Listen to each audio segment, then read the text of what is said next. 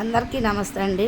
కొంతమంది రాజకీయ నాయకులు ఆడవాళ్ళకి అన్యాయం జరుగుతున్నా కూడా కనీసం ఏమిటి అన్న ఆలోచన లేకుండా రోడ్ల మీద ఆడోళ్ళని పట్టుకొని మగోళ్ళు కొడుతుంటే ఆడోళ్ళ మీద మగోళ్ళ మీద కేసులు అవుతాయి అని చెప్పి పోలీసు వారు కూడా వింతగా మాట్లాడుతున్నారు.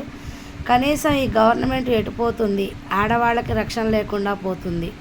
మరి ఎందుకు మనం ఈ గవర్నమెంట్ని గెలిపించుకుంది? చట్టాలు లేవా? ఆడవాళ్ళకి రక్షణ లేదా? ఒంటరిగా బయట తిరగాలన్నా కూడా చాలా కష్టం అయ్యే పరిస్థితిలోకి వచ్చింది. ఆలోచించాలి. భర్తలు భార్యలను చంపేస్తున్నా కేసులు అడ్రస్ లేకుండా పోతున్నాయి. ఆడవాళ్ళు బయటికి వెళ్తుంటే ఎన్నో అఘాయిత్యాలు జరుగుతున్నాయి. కనీసం వాటిని ఎవరు ఖండించే వాళ్ళు లేకపోగా గవర్నమెంట్ కానీ చట్టం కానీ ఎటువంటి చర్యలు లేకోకుండా కొట్టిన వాళ్ళకి అట్లాంటి నేరాలు చేసిన వాళ్ళకే కొమ్ము కాస్తున్నారు. ఎట్లాగా ఈ చట్టం ఇంకా ఎట్లా మారుతుంది? ఇంకా ఎన్ని చట్టాలు వచ్చినా కూడా ఆడవాళ్ళకి రక్షణ లేదా? రక్షణ కల్పించరా?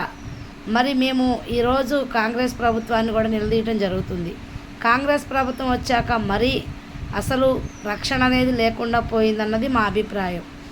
ఎవరైనా సరే మిమ్మల్ని ఎవరైతే ఎన్నుకొని ఆడవాళ్ళు ఎక్కువగా మిమ్మల్ని కోరుకున్నారు. ఎందుకంటే కొత్త ప్రభుత్వం వస్తే ఏమైనా మార్పులు చేర్పులు జరుగుతాయేమో అని చాలా ఆశగా ఎదురు చూశారు. కానీ ఆశలు నిరాశలు అయిపోతున్నాయి.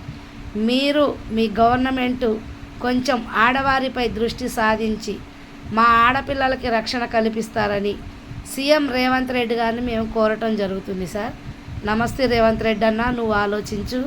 చాలా ఘోరాలు జరుగుతున్నాయన్నా.